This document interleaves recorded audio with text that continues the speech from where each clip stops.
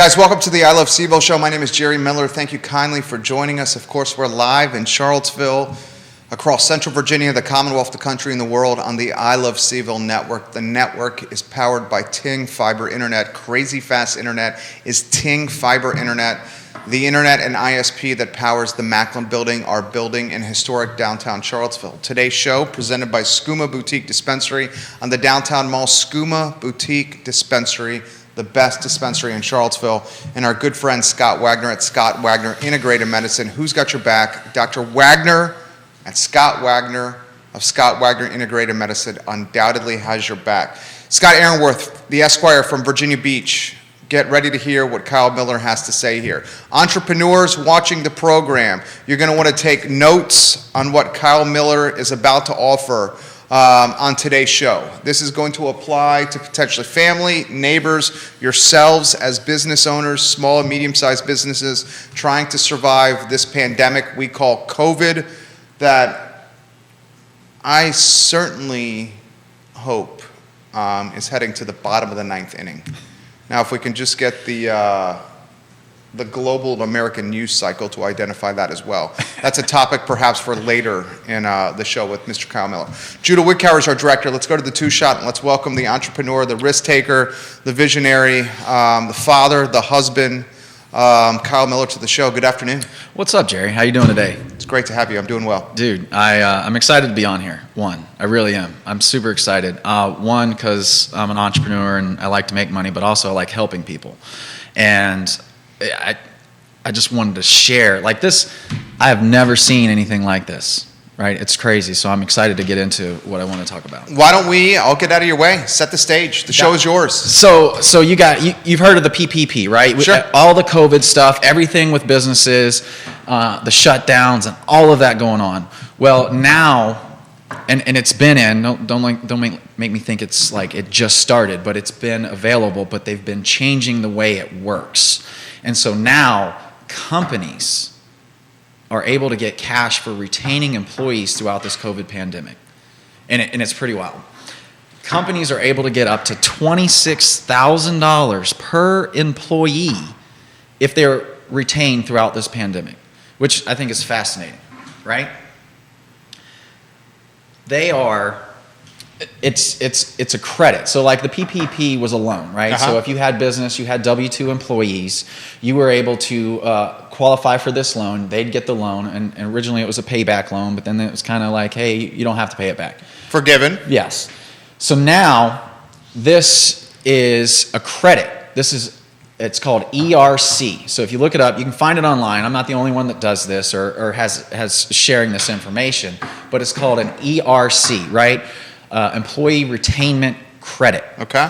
And so what this does is it goes by quarter, so up to $26,000 per employee that they're able to get back in the form of a tax credit, employee payment credit. Okay. And then if your credits, if your employee taxes are less than what your credit is, you get that back in the form of a refund check from the IRS. The delta is refunded by the IRS Yes. to the business owner. To the business owner, yes. Okay, I'm with you. Absolutely. And so, like, we've just seen an explosion. One of my buddies is running this company, and it's pretty happy. He's pretty phenomenal with it. If you guys can talk to your CPAs, and they can share this information with you. I wanted to come onto your shows because I know you've connected with a lot of employers here in Charlottesville. You're with a lot of entrepreneurs, business owners, etc., that deal with employees that provide families with meals and opportunities, right? And so, your one the other day, your post with Freestyle closing in March, like, how many other businesses are going out of credit that could use this cash, right? So, like, take for example, if your company, especially restaurants are hit hard. Sure. They're going to be able to qualify for this no problem. So this is on top of everything else that they've gotten. So Vanessa Parkhill watching the program, yes, the ERC, one of my clients has met the criteria and has taken advantage of this credit. Vanessa Parkhill, who's in accounting and manages a portfolio of businesses. Yeah. Earlysville's finest, Vanessa Parkhill. All right, let's go layman's as layman's gets here. Okay.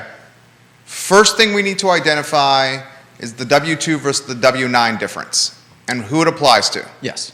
What kind of employees it applies to first. These are W-2 employees. Okay, these are W-2 employees. Yes, not 1099s, Okay. not independent contractors. Yeah. These are W-2 employees. Okay. Also applies to business owners. If you own 100% of your business and you are an employee of your business, you don't qualify.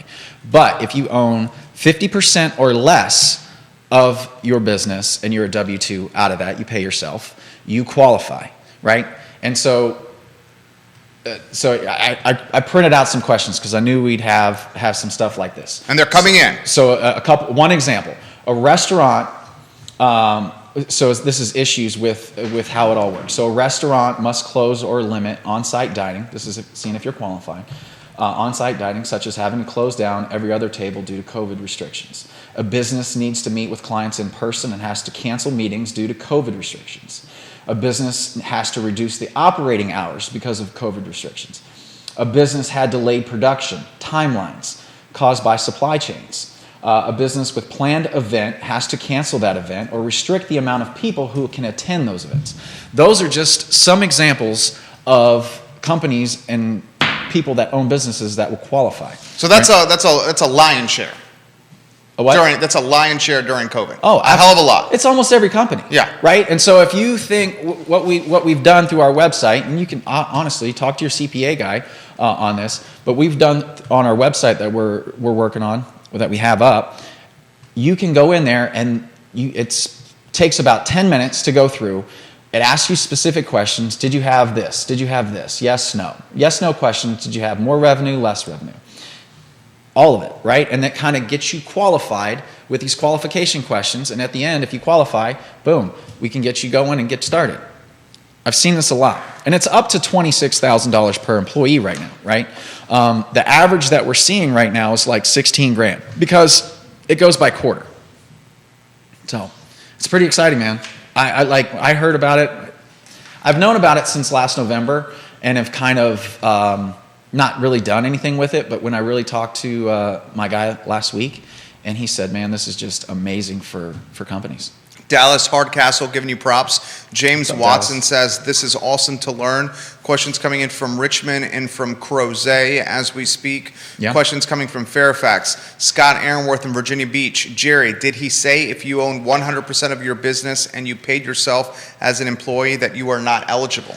You're not eligible, but if he has other employees, so if he's the 100% owner of the company and then he's the only employee, then he's probably not going to qualify, right? But if he has other employees, then yes, he wouldn't qualify, but the other employees would qualify. Good clarification. Keep the questions coming in here. Vanessa Parkhill, if there's anything you'd like to add to the broadcast, we very much value perspective, and please put it in the feed. Kyle Dallas says, go get him, champ, and is giving you emoji after emoji right now. Oh, he's an awesome dude, man. We got folks on Twitter watching outside Nashville as we speak. Why is this not more common in the business owner's vernacular or vocabulary? What, this program? Well, one, it just started with when COVID hit, right? And it's been out for a while, right? But they've been changing some of the stipulations. That used to be, they had certain restrictions on who qualified for this. And now they've kind of opened it up. And so that's, if you have any concerns or any questions about this stuff, like, guys, if you're listening right now, drop like, hey, I'm interested, I want more information. And I can send you links to this stuff. I'll go back through after the show here, and we'll go through it all, and I will share that information so you can get the exact stuff that I'm talking about. And you can actually go onto the website and even just try. 10 minutes will get you figured out if you are qualified. What do you see in most of the businesses, or you hear in most of the businesses so far that fit this model? No, so construction companies, restaurants, anybody that's been affected. Really, it's a lot. a lot of businesses qualify. Like, for example, the company that we're with right now, 2,167 businesses have been reached currently. They've gotten $382 million worth of credits, almost $383 million worth of credits, and 43,340 employees. So that's the amount of help that we're doing, that we're helping with this. He's bringing knowledge, guys, to a topic that I think needs attention. That's why we welcomed him on the show. Questions already coming in as we speak. What is the, so here's a good one from Steven, who's watching in Richmond. You mentioned $16,000 is average, the credit. How about the refund? What is the average refund that you are seeing? No, that's the average Well, refund? it's based on employees, right? Okay. So whatever, how many employees you have for your company is going to be what it's going to get. But what they're seeing is an average of $16,000 per employee. So take that out for your business. You know, you can run the numbers. Ashley Clark Ward, hello. Erin King Miller, your beautiful wife? Oh, there she is. She's watching the program. Comments, keep them coming in. James Watson, I'm curious of your perspective on any of this as well. What are your thoughts on, let's throw this. This is a very straightforward, pointed question. You're an entrepreneur, risk taker. Yeah. What are your thoughts on essentially government credits for given loans and subsidies for businesses? This is a topic that is touchy. Some of the businesses that were destined to close anyway, Yeah. because the model was not efficient, didn't have enough customers, Yeah. were getting second and third lives, Okay. courtesy of the federal government, Yeah.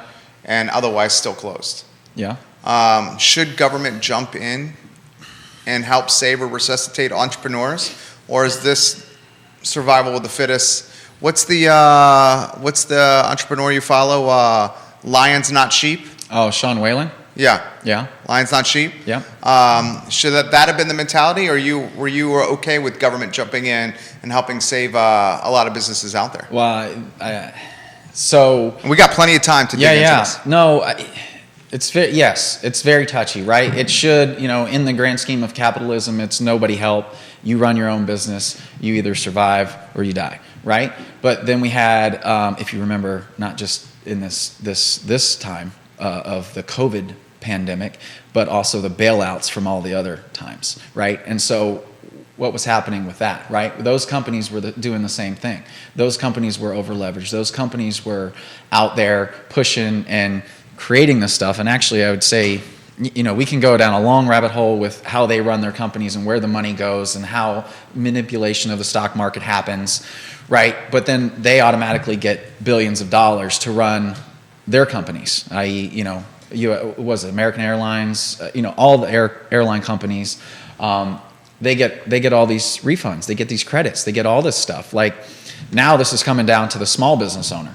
Actually the small business owner is getting help in this process, which I think that's, it's more of a fair stance than it is than what More it was equitable. before. Yeah. So, I think.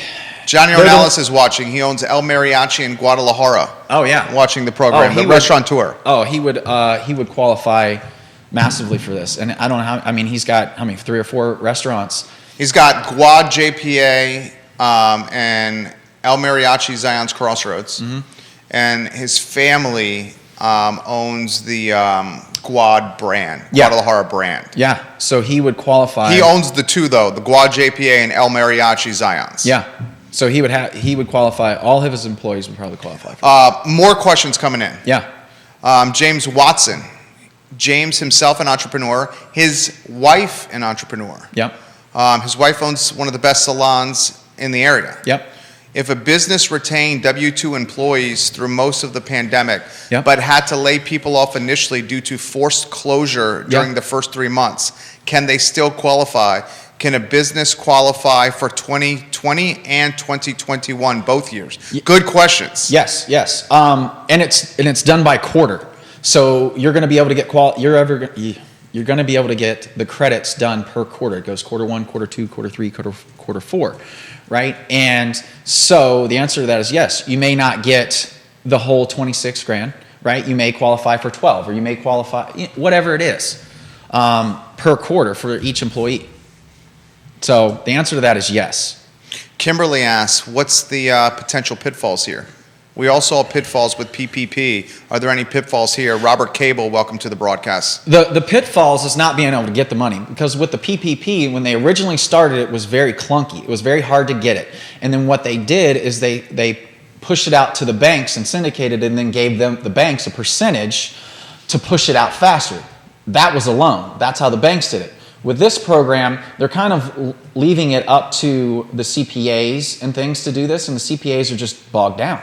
They can't get through this stuff, especially with the workload that they already have. You go talk to a CPA right now, they're there from 4 a.m. till midnight. Sure. With everything going on. Sure. And so to add this to their workload is it's a lot. And then do that per employee, per company, it's a lot.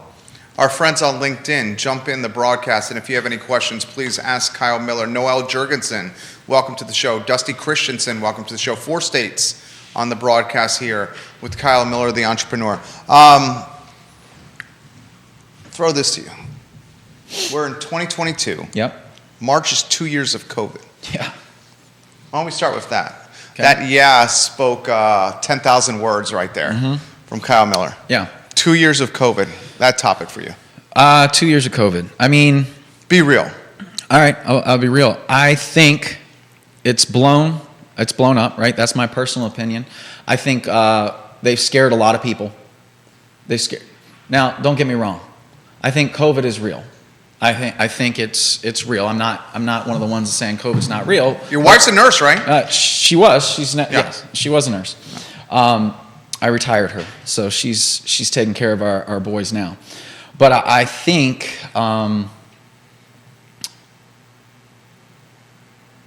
there's a lot of unanswered questions that are not out to the public that we know about, and I think there was a huge scare on things. I thought it was pretty wild that in 2018 our flu numbers were X, and then in 2019 our flu numbers were like non-existent. And so I look at that. And like I said, I'm not saying COVID's not real. I'm just saying that maybe there were they've come out with things now that said they've gone back and then changed numbers. Cases is just, the narrative isn't straight, I don't think. I don't see a straight line in something that's like somebody can sit down and go, yeah, that's exactly how it happened. I think it changes. Do you think this is something that will continue momentum into midterm elections? Do you think this is something that will continue momentum as we've eclipsed January, post-holidays, when we knew a spike would happen due to New Year's, Christmas, Hanukkah, and holiday get-togethers? Mm-hmm. Or, we're seeing a new variant on the horizon. Where does it stop? Do you ask yourself that question? Yeah, ask that stuff. Yes, I ask myself that all the time. But then I'm just gonna live my life. I'm tired of people telling me what to do, how to do it, how to live my life. I'm just gonna live it, and let the chips fall where they may. I'm not gonna walk around scared. I'm not gonna do it. What do you say to the folks that say that could be insensitive? Insensitive to who? Fair response. Are they being sensitive to my feelings about it? No. I treat people with respect if they want to do You're a golden rule guy. Yeah. Listen, if you want to do that, great. I'm not going to say anything. But you can't tell me what I need to do. I completely, no, that's not going to happen. How did it impact the businesses that you're a part of? So you are a talented and successful, this guy is crushing it with real estate. Okay, I'm going to brag about you a little bit here. Okay, he flips single family houses. Mm-hmm. He has a rental portfolio that's vast. That's fair. Yeah. A vast rental portfolio. He's earned it. Yeah. He's made it. Military serviceman, Army. Yes. If memory serves correctly. Yes. Thank you for your service. Yes. Fluvanna County High School product. I am. From memory serves, pretty badass football player at one time. Yeah, it was. Was it a linebacker? That was free safety. A free safety? Hard-hitting free safety. Did you go straight out of high school into the Army? No, I went to college, and then after college went to the Army. Okay. Yeah. Then out of the Army back home? Essentially, yes. Okay. Yep. So, dude, you've seen a lot of stuff. Yeah. Okay. Been around a lot of people.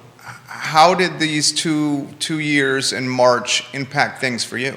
Business-wise first. Business-wise. So what was crazy back in 2019 when this thing all started, I moved everything out of an office aspect of it and put them in the houses. And so what we do is we call sellers, and sellers call us to buy houses. So I moved everybody into their house. Everybody had internet. Everybody was doing it. And because I want to build a lifestyle, right? I don't want to sit there and like be a slave to, coming into the office every single day. I hate it, so I'm not going to do it, right?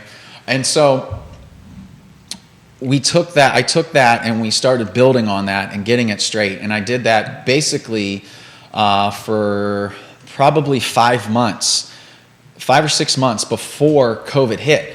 And so for us, it never really slowed down anything as far as operations that were happening. And so I felt pretty fortunate about that because before we had people coming into the office and doing everything from there. So we took everybody home, and then I managed from there and just did our KPIs and made sure numbers were being hit and contracts were getting signed and things like that. So as far as like when it first happened, I don't think it changed anything. Now, what it's changed after that is that not knowing what was going to happen. I just said, I took a calculated risk, right? I knew I had a certain amount of funds set away. And I said, well, let's see where this goes. And I'm just going to push on marketing even more because now everybody's at home. Everybody's sitting there, not knowing what's going to happen. My marketing is going to reach them because that's where I market to them anyway. So you have a captive audience. Yeah. And so I just started pushing even further, harder, should I say, and started getting more calls and just building it up from there.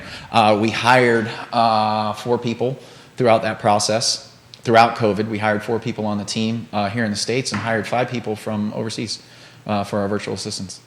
The pivot you did is characterized how? How would you characterize your pivot? Because that was the cliche. I mean, it's a cliche now. Mm-hmm. That was the word of COVID. Yeah, the pivot. Yeah.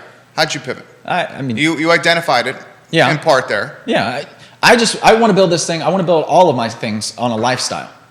And so I knew the way I was running it before is not the way I needed to run it in the future. And so that's what made me pivot from there. Because a lot of times we think that in life and also in business that we've done it this way the whole time. This is the only way it can happen. It's not true.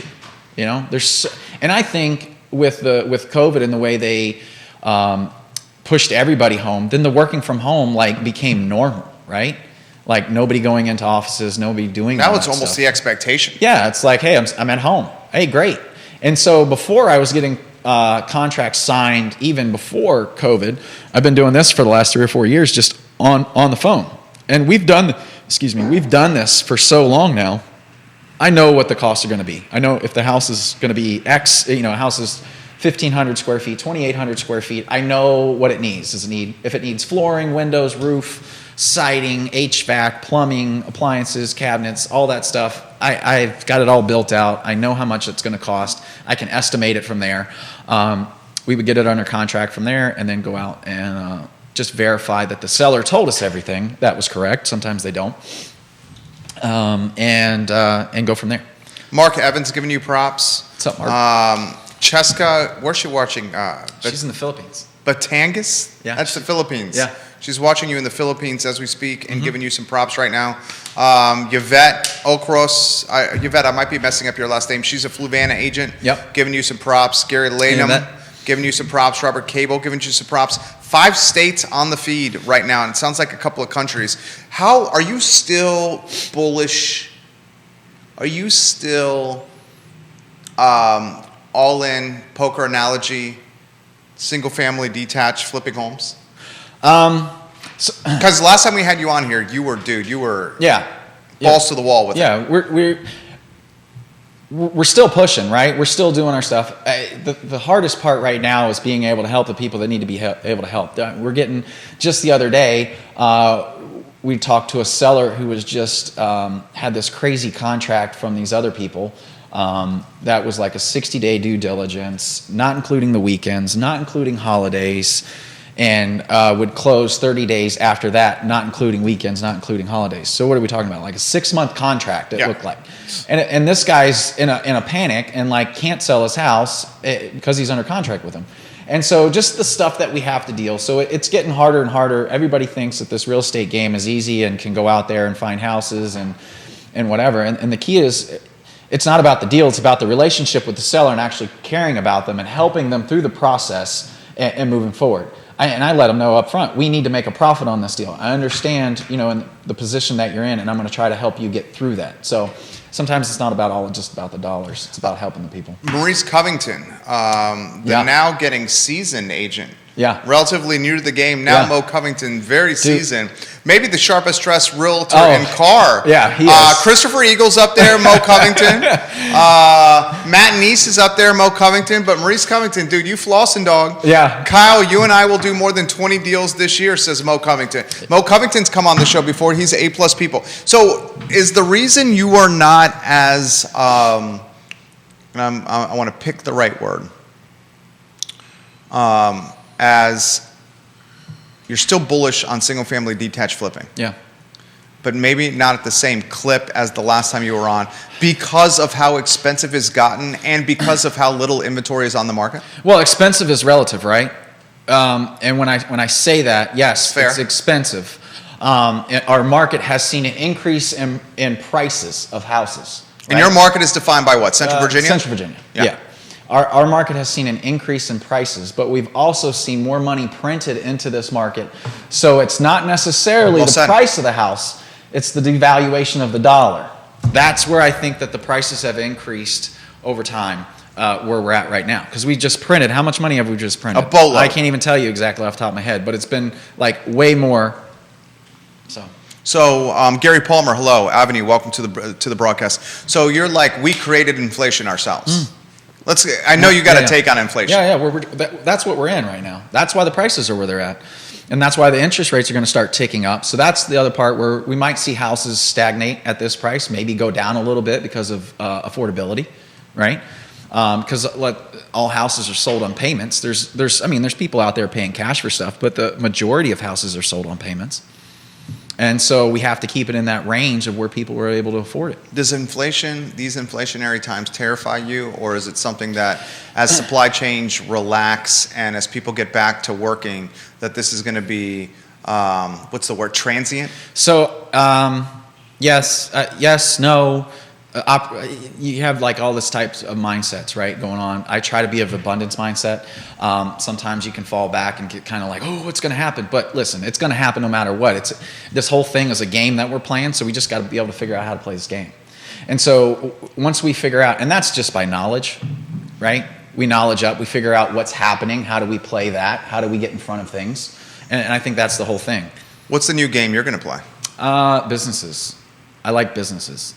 So you're alluding, I don't want to assume, that's why I'm asking, is that you like businesses, that you're almost a micro private equity firm? Yeah.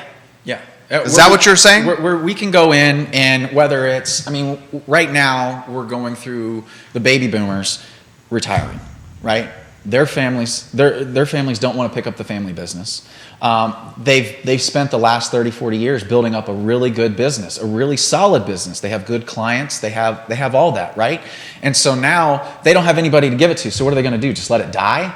Right. And so, maybe they're not big enough for private equity to come in and purchase it. And a lot of people don't want to purchase businesses that are so tied to the founding or second generation entrepreneur. Right. Now, see, that's where I'm coming in, that I want to... You don't mind that? That I want to be involved with. Okay. As long as we have employees, as long as there's revenue coming in, as long as he's not the head decision maker, or maybe there's ways to figure something out, or she. I'm not saying it's not a sexist thing. But, and then come in and grow from there.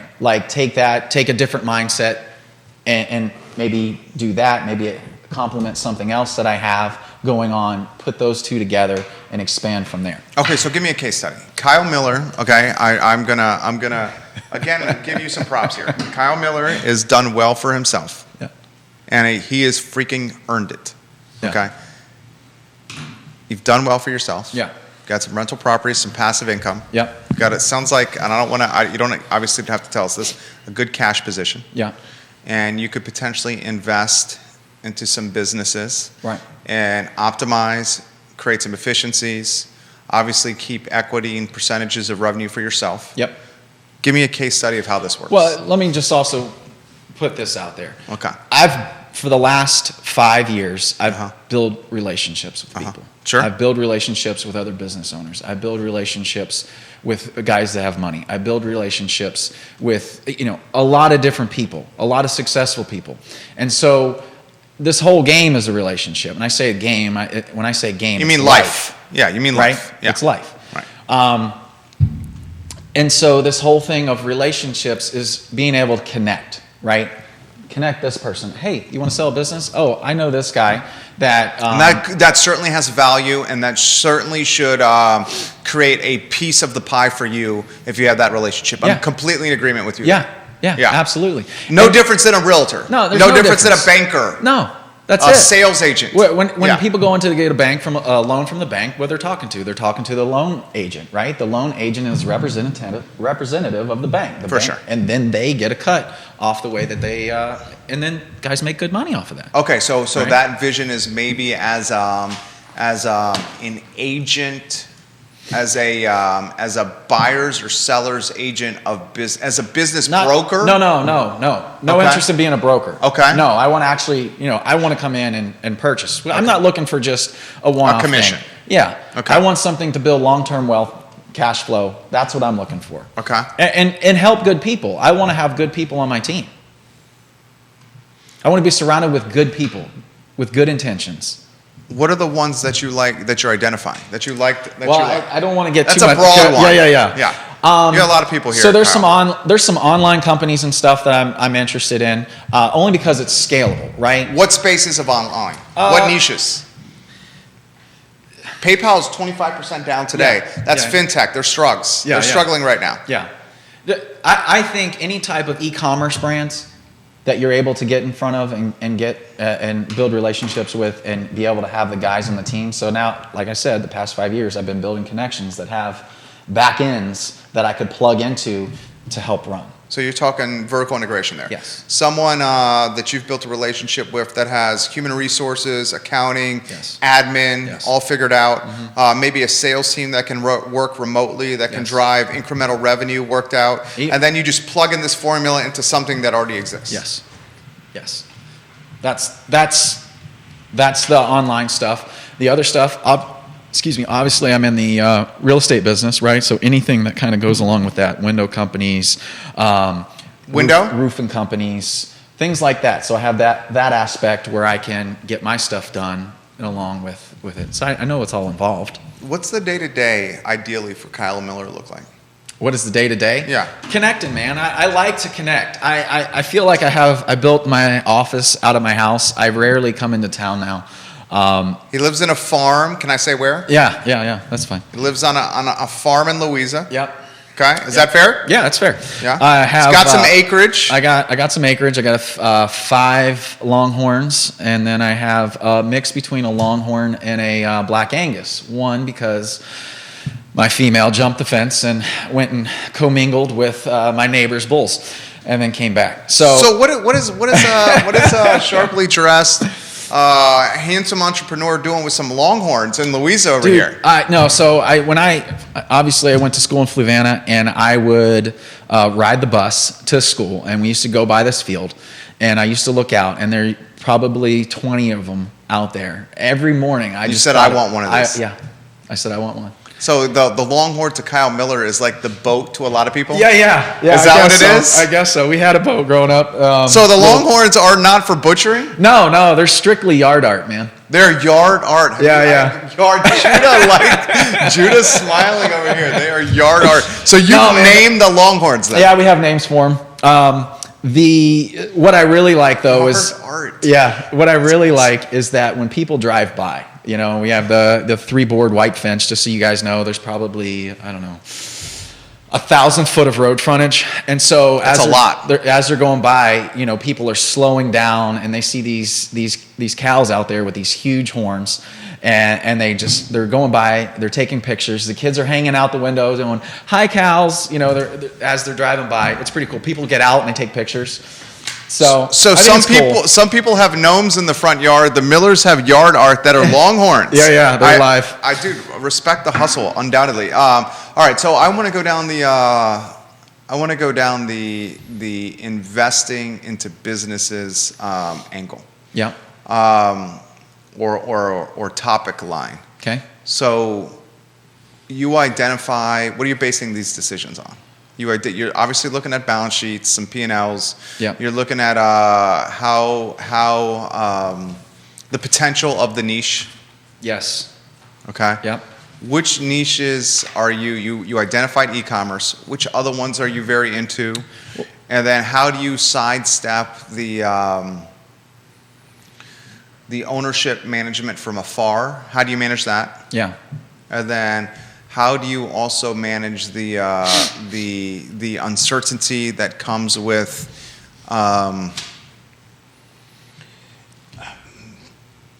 I'm choosing my words carefully. Macro media scaring the bejeebus out of people. Yeah. Yeah. So let's I think those are fair questions. Let's break those questions down. The niches, I just have to be kind of comfortable with it, and there has to be I have to be able to make $1 million out of it, and grow that company to make $1 million. That's what it has to be. It can't be you have to take the business to $1 million in gross sales. No. Net sales. Net sales. In a calendar year. Yes. Okay. Now, it's not saying that it doesn't have to be that right now, but it has to have the potential to do that. Okay. Right? We have to be able to grow it to that. Okay. And if it does not, you're not interested. If it can't, I'm probably not as interested in it. Okay. Yes. Okay. Unless it has something to do with that's inclined with my already real estate stuff. But the reason I say that, it has to do with net $1 million, because and it goes on to one of the other questions that you said, or that you asked, was how do you manage it from afar? Well, I can't pay somebody good money to manage it if it's only doing $350,000, $500,000. Yeah, so he's basically saying he needs an operator. Yes. And that operator, he's going to hire talented operators. Yes. And talented operators command salaries. Yes. And those salaries are not cheap. Right. So that's why he needs the margin. Yeah. Okay. I'm with you. In the scale though, right? Yeah. And I don't have to have the lion's share of the pie. Sure. I'm definitely not, I'm not the one pounding my chest saying, hey, I want it all, I want it all. I think that's where people get in trouble. Totally. Is because they think that they have to do it all, and they don't rely on other people and to collaborate and use the skills of those people. Yeah. Right? And I think that's that, I'm learning this, and I'm realizing it more and more as we go, and I see, okay, well, I can do that, or I can do that. I hired a project manager for my projects this year, and I went into another industry and made more money than I did in my real estate industry. Can I ask which one? For my real estate. Oh, that was for real estate. Yeah, I hired a project manager for my real estate. Yeah, my dad. I hired my dad. Okay. And said, Dad, I need you to run this. And he ran it. And then you managed your dad. I managed my dad. Yeah. Which is cool. We have more of a relationship now than we ever had. He was always doing his thing, and I was doing my thing, and now we're doing our thing, right? We're doing it together. But now that allowed to free up that time that I was managing projects to do other stuff. And what's the other stuff you're doing? Well, with that, just in general, last year I went into crypto, and I studied crypto, I learned crypto, and then I got invested in crypto. It made more money in crypto than I did in real estate. Dude, this guy is great. This guy is the foundation for great talk shows right here, Kyle Miller, because he has a lot of stuff on his plate here. What crypto? Talk to me about crypto. No, you are bullish crypto. I'm bullish crypto. Here's the reason why. Look at where look, Metaverse, right? 3.0. Sure. Everything is going that way. Everything wants to go digital. Okay, I'm with you. Right? I'm with you. I know this topic well. This is the only other thing, and also the inflation. We can print as many dollars as we want because we're not backed by anything, except maybe our the collapse of the American economy. We're backed by that. Yeah. Okay. Yeah. We are. Our war machine over there. Okay. Sitting in Norfolk Port. So that's what we're backed by. But crypto has a finite, right? And if you remember back in the day, we used to trade freaking beaver pellets, right? And so value can be placed upon anything. That's true. Right? And so it doesn't matter what anybody else says. If the people say that this is what we want, that's where it's going to go. For sure. And so it's so new, right? You can't really... It's so new that it's not mainstream yet, but you start to see people jumping on. Google employees are leaving Google to go work for Crypto.com. Crypto.com paid 24 million? No, I want to say that's too cheap. It may have been $1 billion. Look it up. I'll look it up. Tell me what to Google. The Arena. Staples Center. Yes. Crypto, that was way more than 24 million. Yeah. Crypto.com, It may have been Staples 24. Center naming rights. Yes. I'm Googling it right now. It was way more than that. Yeah, it was way more. I don't remember exactly. It's right here. Staples Center, let's see. Staples Center will be renamed for Crypto.com next month in a $700 million deal. Yeah. So that's the home to the Lakers, guys. Yes. $700 million. They paid for the naming rights of that building. It's not going anywhere. Yeah. All right, let me play a little devil's advocate with you. Okay. Part of me, a lot of me really very much is in agreement with what you're saying. But I'm a talk show host, and I have to play devil's advocate for the sake of a conversation. Okay. And I'm also, I say this all the time, I identify with the party of common sense, socially liberal, fiscally conservative. And my mindset has gotten even more conservative with the birth of our son, my wife's son, our son, who's the best. You have 2 kids. He has 2 boys, guys. Crypto. Yeah. Can't pay your taxes with crypto. Okay. Crypto. For the point, at this point right now, crypto, Bitcoin, whatever, has been the preferred payment method of black market transactions. Okay. Now, you can say, is it El Salvador that just made it the country's currency? Yeah. Okay. That's a check mark in your column. Yeah. A check mark against your column is eventually American government is going to want control of currency and is going to say, this scares the bejeebus out of us. Let's create our own digital currency. They are. And they are doing that. And once that happens, then what's the future of crypto? Okay. Okay, so all these topics to you, and the fact that when can we go to Christian's Pizza in the downtown mall and buy a slice of pepperoni with a sliver of Bitcoin? We can't do that. Okay. Anywhere you want to go. All right. Show is yours. So that last one, right? Sure. There's cards now. I think it's I don't think it's Visa. It may be Visa, but they have a charge card, like a swipe card, a Visa card, debit card, that you can use it to pay for stuff right out of your account. Okay. You got to have your account set up correctly, and they'll just pull it right out of that to USD value, and you can pay for it. Okay. One, you can't pay your taxes with Bitcoin. You cannot. You cannot pay your taxes with Bitcoin, but you do pay your taxes on Bitcoin. Okay. That's true. You do pay your gains. I would say that's a knock against crypto. That right there. Yeah. So would you not say that? It's what do you mean? It's a not? It's a knock. Yeah. It's that you have to pay. That you're paying gains, you're getting taxed on your gains. Yeah. But you can't utilize your gains or your holdings to pay your taxes. You can't pay your gains on art either. Touche. Right? There's a lot of art is much less quantifiable in value. Well, the reason why art is so expensive because it's 100% write-off. He's alluding to super rich people choose to purchase art in a lot of ways to shelter money. Yes. That's what you're saying. Yeah. Why do you think these pieces go for millions and millions and millions and millions of dollars? Yeah, because it's a bidding war to see who can get the shelter advantage. Is that what you're saying? Yes. It's not some rare painting. And that's not a secret. No, it's not. But a lot of people, it's not a secret, but a lot of people don't know it. They just think somebody paid $23 million, $26 million for artwork. For Banksy's, whatever. To go put it on their wall. Yeah. That's not the reason why. So crypto, you, with the listeners that are watching right now, you'd say put your money in crypto? Well, no, I wouldn't say just put it into any crypto. I listen, and here's the other thing. I hire people that are smarter than me. I graduated Fluvanna. went to college. The only reason I went to college was because I had a football scholarship, right? But I went and learned something.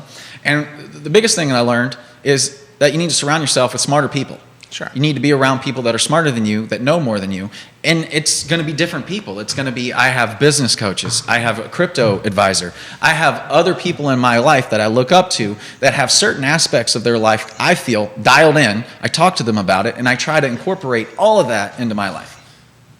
Respect. Sometimes I'm not as successful. Like, I think that this whole IG world, right, is kind of, it's kind of blown up, and You're talking influencing. Instagram, yeah. Okay. The influencing of it. I think there's a lot of, hey, I want to show you everything that's good in my life, and you can only pick and they pick and choose what they're going to show you, right? The algorithm. Yeah, well, that and the influencers themselves. Okay. Right, Okay. and so they pick and choose those people or those events or those things that they want to see. But I try to be around the guys that are really doing it and really, hey, this guy's got it dialed in with his family. How can I learn from that? This guy's got it dialed in with finances. How do I learn from that? Gary Palmer giving you props on the show. Questions for Kyle Miller, put them in the feed. George, I'm going to mess up your last name, George. I'm going to call you George K. Welcome to the broadcast. GP Gary Palmer, love what Kyle does. Why not hire quality people to grow your real estate business versus other businesses? Well, Gary Palmer asked that question. Well, that's what you have done. Well, and You did that with your dad. Yeah, I did that with my dad. But there's going to be the other thing is with the flipping business, it's not scalable like it is a building business. In the building business and the new construction business, you have a set of plans, and then you send that to the project manager. The project manager manages that, and it's cut and dry. It's 1, 2, 3, done. Right? In the flip world, in the renovating and selling those properties, there's a whole lot more decisions that need to be made. Something's messed up over here. Something's messed up over here. Are we moving the floor plans? Are we doing this? Now, you can do that, but it just takes people. And so, and it takes the right people. And the barrier to entry on the flip world is very low, right? Anybody can get a loan for 50% of the value of something from somebody, right? It's just private money stuff. And then go in and do the game, right? And so the goal would be to do that, to hire somebody to run that entire business for me. It's just a little bit more difficult because of the decisions that need to be made. Matthew Carini watching in Montana. Man. Ask your guest about tangible assets like real estate versus assets that are in what he called the Metaverse, Web 3.0. I'll add context to his comment. Okay. You guys should Google this. Real estate that's being sold in the Metaverse now. Yeah. Snoop Dogg. I don't know if you followed this story. Maybe. Snoop Dogg is posting up shop in the Metaverse. And people are in bidding wars to buy the real estate around Snoop Dogg's real estate in the Metaverse. Mm-hmm. Like Snoop Dogg is an undoubtedly trendsetter in reality and this alternate universe we call the Metaverse. So much so that he's driving hundreds of millions of dollars of transactions around where he's posting up in the Metaverse. Mm-hmm. Big brands are being first to market, spending millions of dollars buying, air quotes, beachfront property in the Metaverse. Tangible assets, real estate that we can touch, like this building, versus tangible, versus I don't want to call it intangible, versus 3.0, Web 3.0 assets like real estate in the Metaverse. Yeah. Where do you want to go on that topic? Well, I think, one, that the Metaverse and with Snoop Dogg, what he's doing, I think it's inevitably going that way. You think so? Yeah, because, I mean, look at when the internet first started, right? Mm-hmm. People were buying up .coms, right? I own like 56 .coms. Right. Charlottesville, Judah knows this. This was back in the day. I don't think I'm breaching. In fact, I am not breaching sale of contract because of time that's transpired, and I don't think the language in fact, I know the language is not specifically in there. The Hook and the CVille Weekly started Charlottesville Restaurant Week. Uh-huh. and they were the only player on the scene. Yep.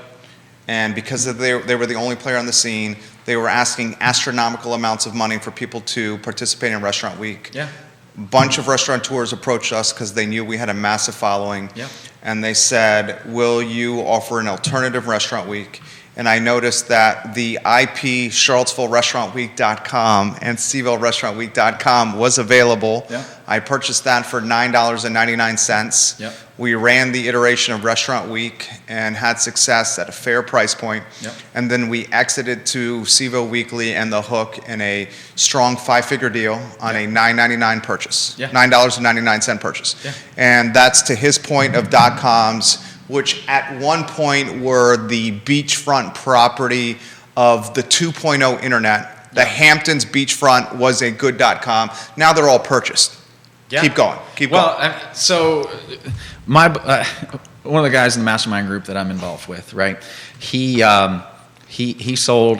built an internet company. I think if memory serves me correctly, I don't want to misspeak, but I think it was like more of a database aspect of it, servers stuff. But he got a website. He got a .com name. He got a website, and he just got offered last August, some $200 million for it. What is he buying? He's not buying a good example, stamps.com. Not like that, right? It's, you know what? It's very, like stamps.com, right? It is a massive industry right now, and he has the name to that industry. And they just bought it from him. No, they haven't bought it from him. He wants $250. Jeez. So he's got some leverage right there. Yeah. Do we know the name? You don't want to get it wrong? No, I know the name. Can you say it? I don't know. Why not? I don't know if you don't want to say it. Maybe Please I say can it. get him some publicity. You could get him publicity. That'll get him an extra buyer. Maybe get an extra buyer. Can you say the name? ecommerce.com. He owns ecommerce.com. Yeah. And he's just sitting on it. He's URL poaching. Well, he's what's it called, Judah? When you're just sitting on .coms, it's he's not squatting. It's almost it's land banking of .coms. Yeah, he bought this thing like 15 years ago. Yeah, that's amazing. So how does that pertain to the metaverse? Well, it just goes to show. And here, look at the last couple movies that's come out too, right? I just watched one the other day with my kids. It was the one. No, I didn't watch that one with him. That one with Ryan Reynolds, Good Guy, right? Okay. It's like this video gaming movie where people are going in and like real life experiences inside this game. It's in a city. Here's the other thing. It's all about eyeballs and where the marketing dollars are going to go. Absolutely. And so that's what drives the value for all this stuff. How many eyeballs is it going to get? And that's why they can put the money to it, because they're going to run ads, they're going to sell stuff off of it, and go that way. Who would you say is the most powerful person in the world? I don't know. I think there's probably 13 families of them. If you had to pick one horse. The one who has the most influence in the world, right? There's two, Jeff Bezos and Elon Musk. Those two can say something and they can drive so much traffic. Look at Shiba Inu whenever Elon Musk tweeted it, and Bitcoin when he tweeted it. Because he's a billionaire. Dogecoin. Dogecoin. Whatever it is. He tweeted it and it exploded. Look how many eyeballs that he has. I would say, Catherine Dabney, welcome to the broadcast. 6 states, 2 countries on the show. Questions and comments for Kyle Miller, put them on the feed. Kyle Stout says, Kyle Miller has changed the outlook of my financial future. More comments coming in. We'll get to them in a matter of minutes. Kyle Stout changed the outlook of his financial future. I just helped him put him in the right path. Where's Kyle Stout watching? Locally? Indiana. Welcome to the broadcast. I'd say Mark Zuckerberg is the most powerful person in the world. Now, the two you've outlined, Bezos and Elon Musk, are on the short list, and those three are interchangeable. Yeah. Okay. I just don't like him. Yeah, okay, and very, very understandable why people don't like Mark Zuckerberg, 100%. But Zuckerberg has said, and I mentioned this to friends of the program off air, Zuckerberg has said that his lasting legacy will not be Facebook or Instagram or WhatsApp or Messenger, but his lasting legacy, what he will be known for for centuries to come is the metaverse. And when someone of that wealth and influence and platform says the metaverse is going to be his lasting legacy, I think that the metaverse is going to be as impactful as Kyle is saying. So the question I ask for you is this. Let's say you have, we're just talking in hypothetical terms, tens of thousands, hundreds of thousands, millions, whatever the viewers and listeners have. People look to you for counsel. This is a tough question. Okay. Would you put that tens of thousands, maybe it's just thousands, maybe it's hundreds, whatever the number is, into tangible real estate, like a brick, sticks, masonite, party plank, whatever, in today's world, or the metaverse? Well, let me do this. Okay. Let me play it on me because I don't want to put it on anybody else. Okay. Right? If I were to come up right now in this world, and if I were starting all over again, I would be in digital completely. If I knew what I know now, I would have gone digital. And this is a dude who made his money in real estate flipping. I would have gone digital. You would have, if you had the DeLorean and the flux capacitor and Doc Brown, you would have gone back and would not have done. You would not have done house flipping. Instead, you would have scooped up as many .coms as possible, opened as many e-commerce as possible, and bought Bitcoin in 2011. Okay, so you're doing that on you because you don't want. Because everybody's in a different financial position. Everybody's in a different financial position, and everybody has certain different skills, right? And I'm not even that good of a digital guy, right? But I would have said, hey, this is what I want to accomplish. See, the thing is, the reason that made me go into the real estate aspect of it is because back in the early 2000s, when I was like, hey, this is kind of the direction that I want to go, is because everything up until then was. Everybody, all the millionaires, everything else made their money in real estate. That's what I was hearing. But now if you go back and look at the stats, these guys, these kids, the Bitcoin millionaires. Well, I mean, take away the crypto, right? These kids right now are able to go in. They've been playing video games their whole life. They know how it works. They're able to come in and completely disrupt brick and mortar businesses. Then COVID hits. Nobody's going to brick and mortar businesses. And it's all done on e-commerce, online. Everybody, my grandma orders stuff from Amazon. She's 80-something, 83, 84. Yeah. And so she's ordering on Amazon. Yeah. E-commerce, dude, to his point, I'm Googling, and you guys should put it in, ecommerce.com. It's got a list price on the website of $35 million right now. $35 million. Lee Elberson is watching on LinkedIn. Lee, I know you have perspective you want to ask here for Kyle Miller. You should meet Lee Elberson. Lee Elberson and you guys would get along famously. Where do you think the metaverse is going to go? Well, see, I wish obviously, no one knows but Mark. Right.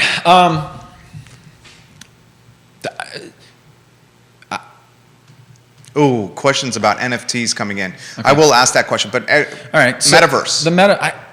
I feel like people want to escape from this reality, right? And I think there's a lot of people that are going to be in there. There's going to be having. I think it's completely real. I think more time will be spent in that. Look, you got Oculus, you got all these 3D games, you got all this stuff happening. They have EA Sports where these guys are making millions of dollars playing video games. There's arenas being sold out for video games. And I only know this because of my son. No, he's 100% right though. Yeah. And I'm like, what? I didn't even know about this world. There was a guy, I think his name is, my son will get mad at me if I don't get it right, but I think it's Mr. Beast, right? If you look him up on YouTube. Mr. Beast? Yeah, Mr. Beast. Okay, I'm going to look him up right now. Keep going. And this guy, look up the Squid. Which son is this? Squid Game. This is your 10-year-old? My 10-year-old. Okay. Look up Squid Games. Your 10-year-old is going to freaking. I'm learning stuff from him, and I'm like, how did that guy do that? He's going to be the man. I already can tell. And he shows me. He's like, Dad, this is what he did. He did this, and then he made it this way, and then I'm like, I'm learning stuff from these guys. They're smart. They're smart marketers. But if you look up Mr. Beast Squid Games video, I think there's over. Okay, I'm doing it right now. Yeah. I don't want to misquote. Squid. So YouTubing is what you. Okay. Squid Game. Okay, here we go. We're doing it right. You want me to look at the views, right? Yeah, the views on the video. Let's see here. Jeez Louise, dude. 213 million. I think he had something like 40 or 50 million views within the first 24 hours of posting that video. Mr. Beast on YouTube has 89.5 million subscribers. And someone that has 89.5 million subscribers on YouTube is making tens of millions of dollars just off his YouTube channel. Why? Because of impressions and eyeballs. Eyeballs. Because you can put, advertisers can put call to action messages in front of these 89.5 million people. And these people are so sticky on Mr. Beast's content, they will watch that 15-second pre or post roll clip to continue on Mr. Beast's video. And that's why this content on social and on YouTube is even more valuable than, say, the content on the news. Yes. Because in a 30-minute broadcast, 22 minutes of it is news, and you may care personally about 2 minutes of it. Yeah. But if you're watching Mr. Beast and you're one of his subscribers, you are clinging to his or her every word. And and the dude is an awesome marketer. If you look at it, they've done some behind the scenes videos on how he made that video and how he was able to keep people's attention in the clips that he made and how he just like jumped into it, started explaining the game. It is fascinating on how he did that. Give me some cliff notes. Well, all right. Jeez, I'm learning from you right now. Yeah. So what he did, instead of like, so that video with the first Squid Game. It's like video crack. Yes. Yeah. That's what you're saying. Well, what he did was instead, there's a lot of YouTube guys out there that'll just go into the video, and the first 5 minutes of the video are kind of like boring. And he started out, guys, boom. And he was hard hitting with the content, and he started showing exactly what's going on. And then after he did that, he backed out and started explaining a little bit. So he did like 2 minutes of hard hitting, like get you excited, get you intrigued, get you hooked, right? He gave the hook and then came back and then kind of started explaining how they were going to do this game and then kept going, right? And so like just the different ways that he was doing it. And you know, how they catch your attention on how many times they cut different scenes from, 1 second, 3 seconds, 5 seconds, how many cuts keep your attention. That's why if you watch a video or if you watch a movie or you watch something, they're always cutting. To give you a different perspective. It's that dopamine that's hitting in your brain, and that's what keeps you engaged. But what he did on that video, my son showed it to me, and I was like, oh my God, this guy's phenomenal. Jonathan Rivera, podcasting entrepreneur, watching in Orlando, Florida. Yeah. As we speak. So that's 8 states and 2 countries on the show here. NFTs. Yeah. You buying? Jonathan Rivera, right there. Yeah? Talk to me about Jonathan Rivera. Jonathan Rivera, he's a podcast factory, and I got to share this with you too. Please. But Jonathan Rivera is buying NFTs. Now, NFTs have all these different aspects, right? And so they have different genres, different cartoons. I don't know a lot about them, to be honest with you. It's just more time that I'd have to put into that to learn more. But there's guys that do, and Jonathan's one of them. And actually, I think he's got a business. I think it's called 33, I believe. And what he does is he buys and sells NFTs. He trades them. So he's trading them because he knows he's in a niche, right? Niche, whatever, however you want to say it.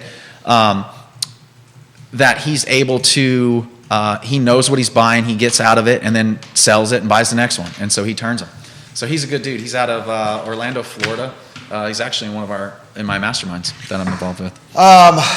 Comments coming in. We're 70 minutes in. First time I looked at the clock, we're 70 minutes in. Testament to Kyle Miller, who's dropping knowledge on the program here. You got $1,000, $10,000. Best way to make a buck and return on that. How do you do it? Invest it in yourself. Woo! That's the honestly, if you have any money, $5,000 if you're investing in, if you want to, crypto is the fastest way. If you had $5,000 to spend and you had money to learn or grow from, that's what I would do. If you only have $5,000, like start learning, because the education, the knowledge that you're going to learn, you're never going to get rid of, and you're going to have that through the rest of your life. So that's a massive investment. I pay a lot of money to go to different masterminds and put learn. that in perspective. A lot. Can I ask? It's $35,000 a year. He spends $35K a year to go to mastermind groups. One of them. Tell him what masterminds are. A mastermind. So it's individuals. I think there's 35 guys in this group. 35 guys in this group paying $35,000 a piece, and we all are business owners, we talk to each other, what's good in business, what's bad in business, how we grow, how do we improve, what do we see coming up in markets, what are opportunities that we could take advantage of, different things like that. So these, a lot of these videos and photos you're seeing of folks like Kyle that are on Instagram or Facebook, like he loves to ski. Yeah. You go Utah? Yeah, Colorado and Utah. Colorado and Utah. These dudes are working. Yeah. Now, the perk of these trips at these sweet spots, was Park City one? That's one of no. Okay. We were just in Esmeralda or how do you ever say it? Right below Key Largo, Florida, in the Keys last week. For 3 days. So they're gaining acumen, and then they're blowing off some steam after the mastermind. Well, we're building relationships, so it's not necessarily steam. We're a bunch of guys. We get together, we talk about business, we grow business, we improve personal relationships, and we do that in the morning. And in the afternoons, we go do kind of like a fun event, and we just sit there, drink some beers, talk about business, talk about improvement, build relationships with other individuals, and then we take those relationships and then back home to our markets, and we grow there, and we all win. So this question's come from Alabama. Jesus. Do you expect a realtor base? So you're blowing up. People are seeing on the show over there. Are you expecting a realtor base to spring from Metaverse transactions? I don't know. Maybe. I think there's going to be a lot of opportunity in anything that you do, right? I think just kind of understanding, and this is where it goes into investing in yourself, because nobody really knows what the metaverse is. And if you spent a good, I would say, 15 to 20 hours just learning about the metaverse, you would know more than 99.9% of the people out here thinking they know. Easily. And so when I say that, invest in yourself, invest in the knowledge that you're going to gain from that, and then you can capitalize that on any market that you're going into. You're going to know more. You spent 15, 20 hours in crypto, you're going to know about crypto, learning crypto, not just watching BitBoy on YouTube, but actually understanding how the process works. What's a white paper? What's Grayscale? What's Uniswap? What's all this stuff, right? And when you do that, you're going to be able to take that and leverage your knowledge and make money off of that. So if you had $5,000 and you put $4,000 in your education, you put $1,000 into the crypto market, and you knew more than other people, you would be able to scale that $1,000 higher than anybody that just put $5,000 into the market. Dude, I could spend hours with this guy. What is your take on 4-year degrees? Colleges and universities. I think the only thing about I think the degrees, unless you're like going for an attorney, a doctor, some specialized aspect of that, I think maybe you need those. But I think the biggest thing right now that I believe is colleges is the network, and I think relationships go much further, because you're going to develop those relationships in college, and then they're going to go out and do their own thing, and then you're going to have those connections for the rest of your life, right? So, and if I were to do it over again, I'm not sure if I were to do it over again and I didn't have the football scholarship, and you know, you could redo life, so it's not even worth saying. But I would advise somebody, if you're not going to play sports, you're not doing anything like that, go to like the most prestigious school that you can go to, because I think the connections that you're going to get from that are going to be worth more than the education you get from the college. There's a lot of truth to that. The power of proximity. Yeah.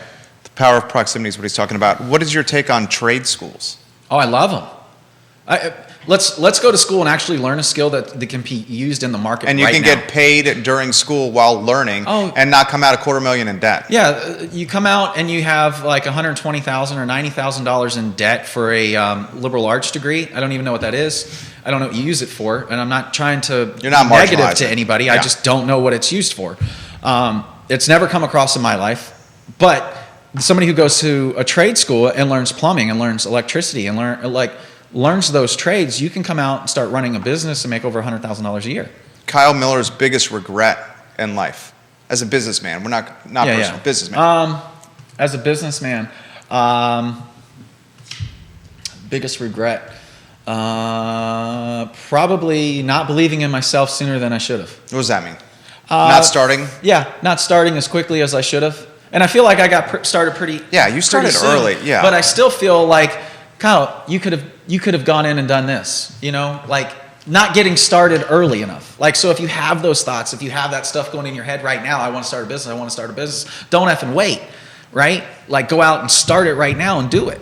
Worst business decision you've ever made? I don't think I've ever made a bad business decision, because when I did make a bad decision, I learned a lot from it. Okay, how would you characterize the business decision that is not as good, or at the lowest on the good scale? And then I'm going to ask you the best one too. So okay. The best one is just believe in myself that I could do it. Okay. That's the best one. Yeah. I mean, if you believe not a piece of real estate. No, it's not a piece of real estate, because the real estate comes and goes, right? It's educating myself and learning how to use that information that I have coming in. Give me the worst one. The worst one was not believing my gut, because I made the decision that I did, and my gut told me no, but my brain overrided my gut. Was that a piece of property? No, it was a relationship. I didn't, like, my gut, from the very beginning, my gut said no, don't do it. And this was years ago, right? Was no. Like, I got a bad feeling off the bat, but my brain, this guy, had everything that I wanted, I suppose. And so that was the thing. And so I didn't listen to my gut. The gut has the most nerve endings in your entire body, right? And so it feels everything. It feels energy. And I got bad energy, and I disregarded it. But I learned a massive lesson from it. Can a guy with your mindset be a founding partner with other people? Yeah, absolutely. Listen, if you know, like, a business, you can start with a team, a company. Yeah. With your mindset. Yeah. Because you're very much pioneer, very much balls to the wall, 1,000 miles an hour. Yeah. Very much, as you've identified, trust your instinct. I know I'm right. Let's go with it. Right.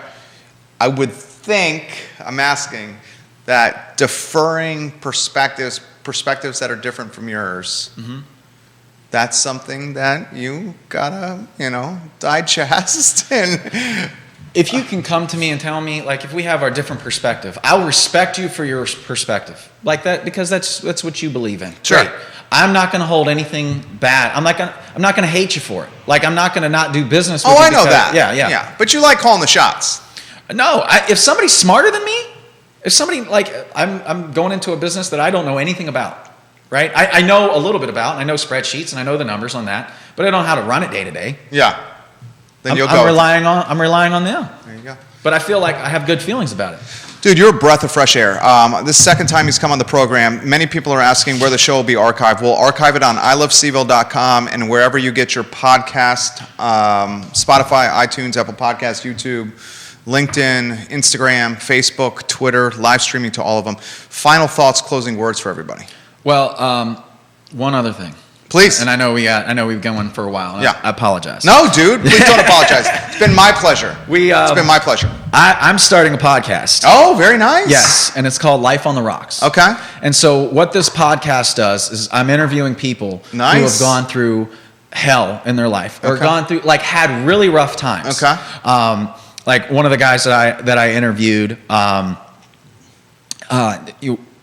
was a construction worker by trade, got out of that, got into real estate, lost it all in 2007, crash, and then built it back up from his in-laws gave him a house to stay in to where he didn't have any cash, and then built it back up, and now he's making hundreds of thousands a month, right? So what is the mindset, the determination, the decisions that you had to make in those time frames and push through and be successful?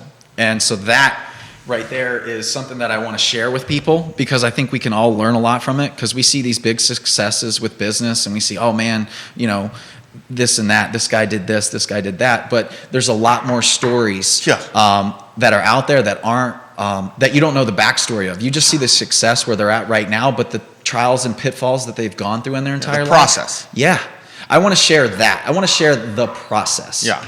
Yeah, and the process ain't sexy, and the process is grueling, and the process, speaking from firsthand experience, will test you in ways you've never been tested before. Yeah. And there is a lot more darkness and despair than people actually realize. Dude, would you say you agree with that? Yeah. There's a lot of hardship in entrepreneurship. Yeah. But there's a lot of being grateful and thankful for it as well. Scotty Morris giving you some props on the program right now. We love you, Scotty Morris. That's another Fluvanna, one of Fluvanna's finest, watching the show. Yes. Dude, excellent work. Thanks for Seriously. having me on. Appreciate it. It's our pleasure. Kyle Miller, guys. Kyle Miller. We try to bring you engaging perspective on this network, and I think we do it on a day in, day out basis. Judah Wickhauer is our director. My name is Jerry Miller. The I Love CVille Show, where we don't just showcase the best of Charlottesville. Today we showcased a perspective that could apply to anywhere on the globe. Thank you for joining us. We are back tomorrow at 10:15 a.m. with the Today y Mañana show, and then the I Love CVille show at 12:30. Take care. Bye-bye. Dude, you killed it.